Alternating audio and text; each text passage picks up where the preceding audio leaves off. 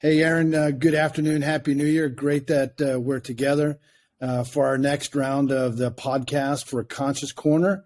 So glad that you could be with us.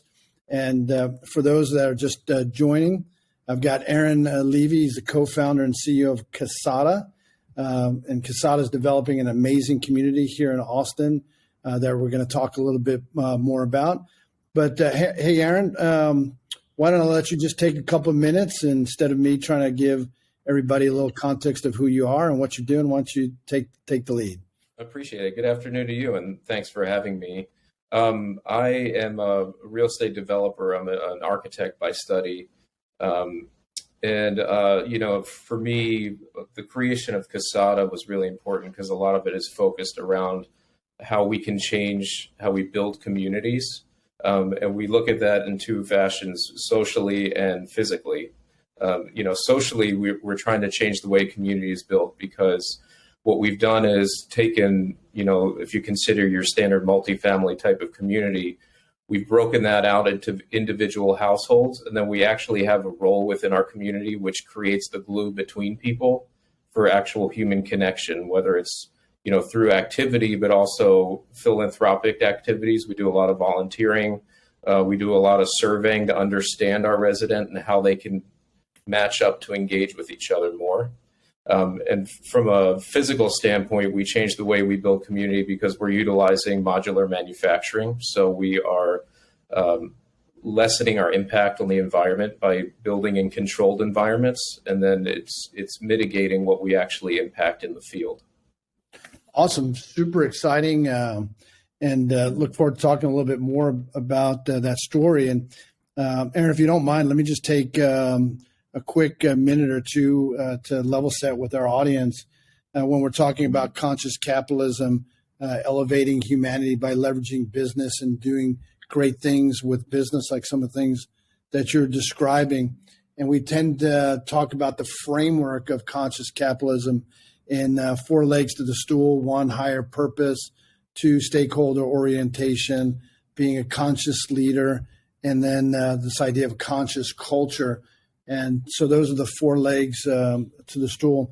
And I love what you said about community, right? And we think about stakeholders, right? You have your owners probably, but I'd love to maybe begin just pressing into this idea of those 4 legs, or maybe stakeholders, if you will. Tell us a little bit more about, you talked about community, the social and the physical. What do those stakeholders look like, and how can you make a difference?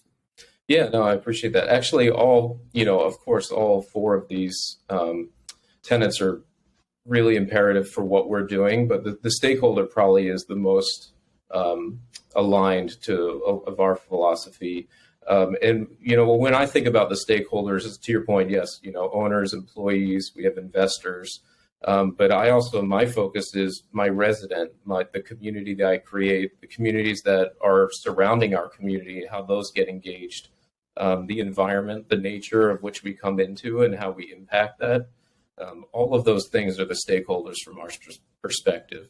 So, again, going back to, physically, the idea of this modular construction, the difference of when you do on-site construction and you have your multiple trades, and you've got a couple dozen contractors for every facet of construction, and they're coming in and out on a daily basis, they're impacting that site.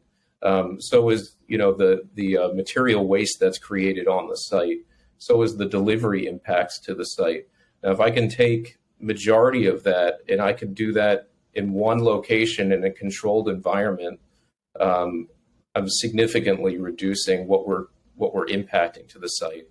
We also, with a smaller footprint, Casata is micro home, so we're in a scale that allows us to work within the nature that we're given. So existing mature trees, topography, creeks, any of those things, we're able to manipulate and work around those things, unlike typical multifamily developers where they need larger footprints for their buildings. Wow. And then in regards to our residents, it's a really important component to our community that we have community engagement and human connection.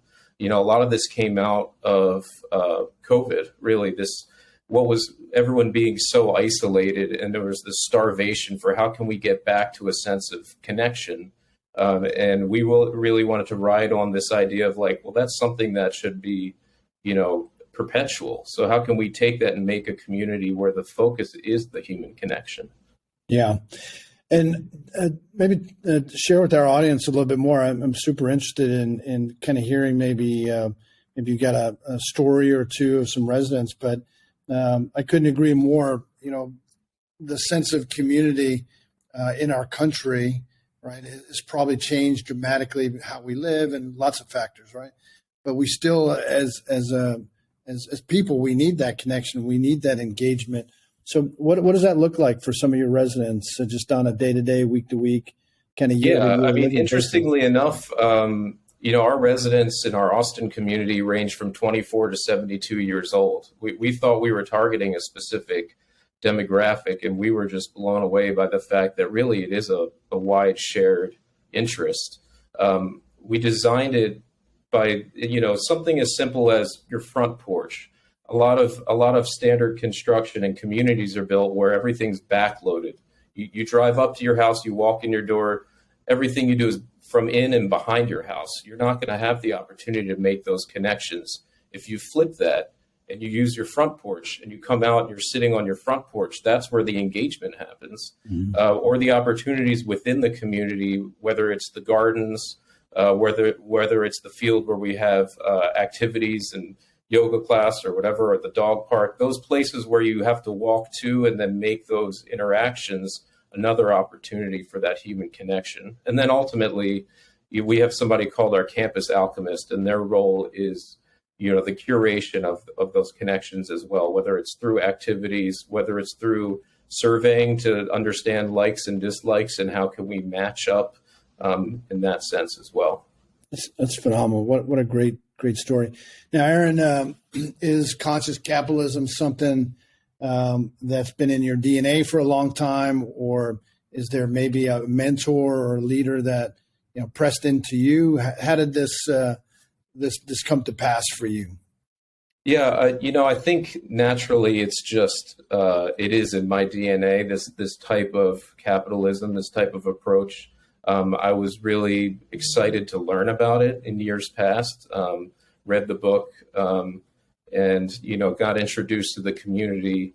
As far as mentor or somebody that I admire, I mean, really, Yvon Chouinard and what he's done with Patagonia, to me speaks worlds. And we're in a similar place. We impact the environment, and what can we do as a developer to one, minimize that impact, and two, enrich it by creating these communities that are sustainable, that have better practice, but are also creating the human components to it as well. Yeah, that's awesome.